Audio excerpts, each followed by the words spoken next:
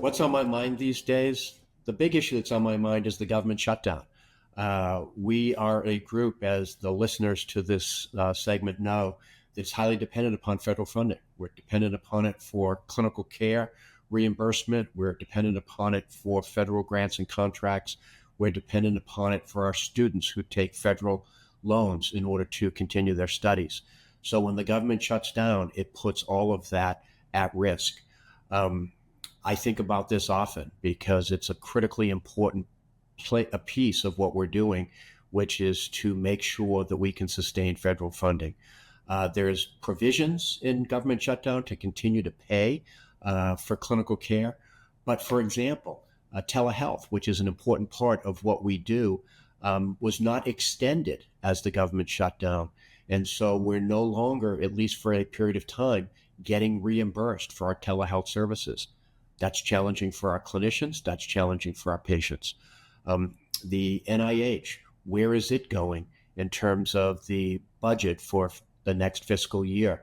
As you know from listening to this segment, I think about this a lot. I spend a lot of time in Washington trying to advocate for sustained, if not increased, federal funding for science and research. So what's on my mind? The government shutdown every single day.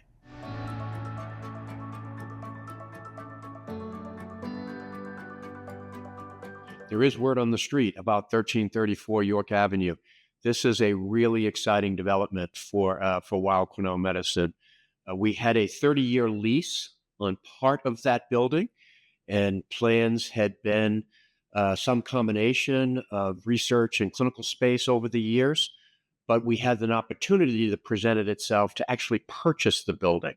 From a financial perspective, purchasing the building is a better option than leasing the building.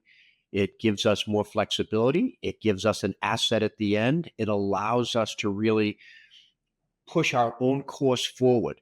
And so right now, we are in active discussions first with the physician organization, our practice plan, about what makes sense in that building and what might we be able to do that'll help increase access for our patients, build innovative clinical programs right in our neighborhood. At some point, we'll also be having conversations about what research programs might be best in the building. But we're going to start with clinical on the first couple of floors, and I could not be more excited to engage our community into the discussion about what fits best at 1334.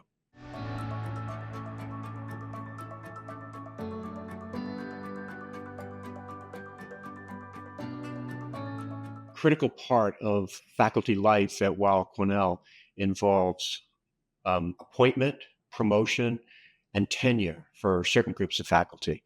All of these are very stressful processes for our faculty because this is one of the big markers of success and accomplishment in a medical school. Our clinical faculty in particular have been very challenged by some of the requirements for promotion because it doesn't always fit for what they do, which is predominantly take care of patients and build innovative clinical programs. And so, with the request of several of our senior clinical faculty, we approached Francis Lee, the chair of psychiatry, and asked him to lead a committee that would review the appointment promotion process for our clinically oriented faculty.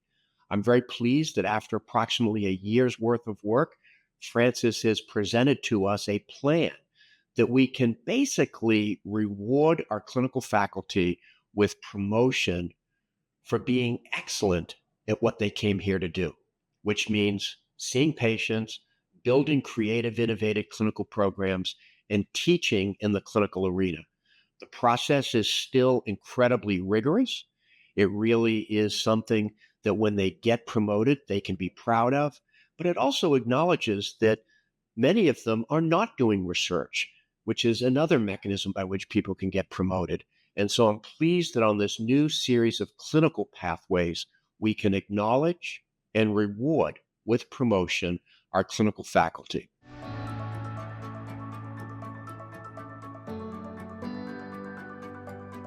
Great question. When can competition be motivating? I think that competition is always motivating. We want people to really strive to do the best in whatever they're here at Weill Cornell to do, whether that's assist in the clinical arena, do research or to build research programs or to educate and train, we want people to be excellent. We want to really have Weill Cornell leading in those efforts. Competition helps. Competition in the clinical arena. Can we offer more creative, innovative programs than our competitors? In the research arena, can we compete for grants and contracts against other investigators at other institutions?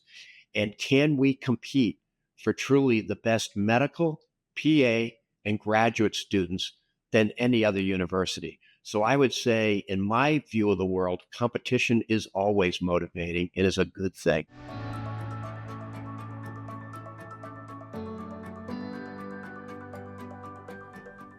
Part of the scientific process is, can you reproduce results that others have observed or that others have produced? Reproducibility is a critical part of the scientific process. One of the ways that science works is that other people try to build upon the work of what potentially your lab or what your experiments have put forward. Reproducibility is critical. Now, it can be challenging. For example, in my world of doing large-scale clinical trials, it's not always possible to reproduce a large-scale clinical trial.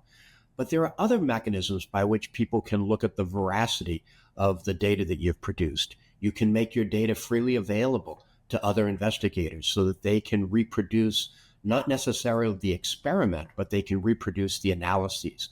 Maybe they can use different methods. They can look at the data in a different way. Maybe they can combine it with other external data sources.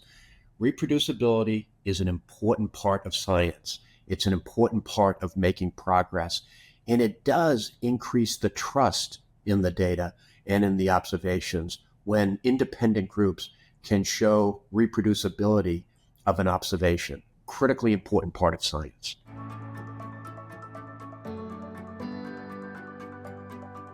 I'm often asked my advice on navigating large organizations, and here it is. Pay attention, be careful, think thoughtfully before you move. Organizations, particularly at places large as Weill Cornell, are complex entities.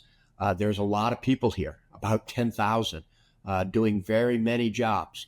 And so to navigate that organization, I would say pay attention. Learn how the organization is structured. Learn who your allies are. Learn who people who are doing things that maybe you don't understand. Pay attention. See what they're doing. Ask questions.